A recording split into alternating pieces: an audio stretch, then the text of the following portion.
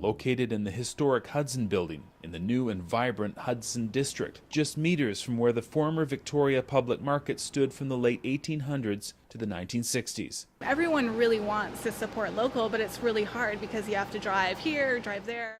When you take roads like this into account, what happened to the Edmonton students is not such a surprise. A network of logging roads is the only way to get to Bamfield, at least by car or bus, and there's no cell phone coverage. If you take the wrong turn, you can easily get lost. Bamfield is a beautiful but remote village, and many would like to keep it that way. Paving the road to Bamfield could create too much of a Tofino for some. The challenge of driving to Bamfield is simply the way it is here. I've had friends coming down to visit, and they've actually got to the points where you can get lost and turned around and gone home.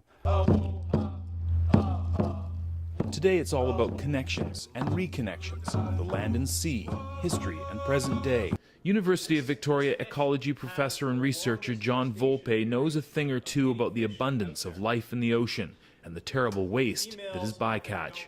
You're more likely to see more diversity of fish in a bait shop than you are in a supermarket. The number of species that we deal with is negligible compared to the bounty of diversity that's out there. For me, you know, I love halibut, I love salmon, and we have wonderful halibut, wonderful salmon. Our albacore tuna is great, our lingcod's great. But that to me is just like saying I like pork, veal, beef and chicken. What about turkey? What about duck? What about meat? There's so much else that one can eat.